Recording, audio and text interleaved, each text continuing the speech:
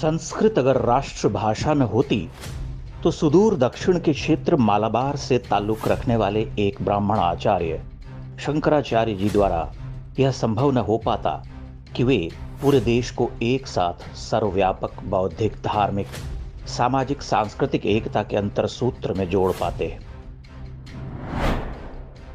हम आदिशंकर से कुछ हजार वर्ष पीछे चलते हैं।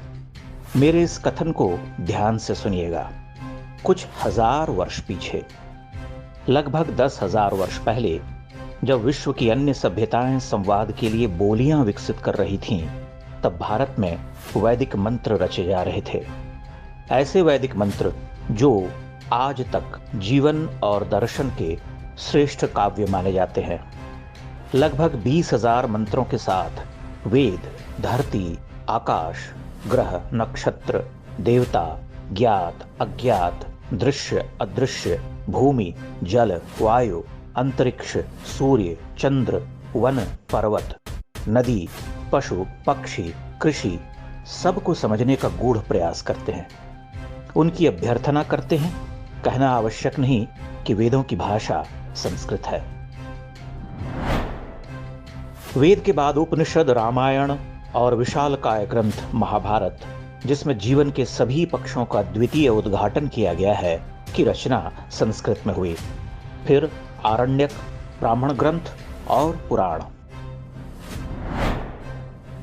ज्ञान, विज्ञान, दर्शन, गणित, साहित्य, कला, संगीत, वास्तु आदि सभी विषयों में जो भी महत्वपूर्ण रचा गया वह संस्कृत में ही रहा। आपको ध्यान होगा कि आदिशंकर ने अपना दिग्विजय संस्कृत भाषा में किया था। यहां तक कि मंडन मिश्र से उनके सुप्रसिद्ध शास्त्रार्थ की कथा में यह भी कहा जाता है कि मिश्र का शुक यानी तोता वैदिक मंत्रों का उच्चार करता था। शंकर के बाद रामानुज, मध्वाचार्य, मिथिला के धुरंधर नैयायिक मीमांसक, पश्चिम, मध्य, दक्षिण के विद्वान संस्कृत भाषा में ही रचते रहे। अब आप समझ सकते हैं कि संस्कृत भाषा हमारे सेक्युलर भाइयों और वामियों को क्यों खटकती है और वह क्यों निरंतर इस देव भाषा को मृत भाषा कहने का कुचक्र रचते रहे। क्यों वे विश्वविद्यालयों में संस्कृत पठन पाठन के विरोधी रहे। क्यों उन्होंने संस्कृत को पूजा पाठ और ब्राह्मणों की भाषा कहकर उपहास किया। पश्चिम के सभी मुक्त चिंतन करने वाले दार्शनिक भी संस्कृत के आगे नतमस्तक रहे। पाणिनीय व्याकरण से उन्होंने बहुत कुछ ग्रहण किया। संस्कृत भाषा की वैज्ञानिकी और संरचनात्मक सुंदरता ने उन्हें अभिभूत किया और कुछ कुंठित विलायती संस्कृत का वैभव देखकर ठिठक कर रह गए। फिर दुष्टता में उन्होंने इसे नष्ट करने के षड्यंत्र रचे, जिसका सूत्रपात करने वाला मैकॉले था। धीरे धीरे मैकॉले की लाखों संतानें इसी देश में जन्म ले गईं और आज हमारे ही अपने कहते हैं कि संस्कृत तो ब्राह्मणों की भाषा है। यह आत्मघृणा का भाव ही वामियों और सेक्युलरों का सबसे प्रमुख अस्त्र है।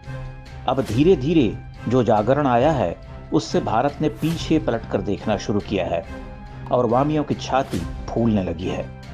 उनकी असल चिंता यही है कि 200 वर्षों का कुचक्र टूटने लगा है। आप इस षड्यंत्र को समझ सकते हैं। संस्कृत भाषा यहाँ एक प्रतीक है, यानी जो श्रेष्ठ था उसे मलिन किया गया। इसीलिए कभी हिंदू धर्म तो कभी हमारे धर्म ग्रंथ, कभी पूजा पद्धति तो कभी ब्राह्मण, क्षत्रिय या वर्ण व्यवस्था को निशाना बनाया जाता रहा।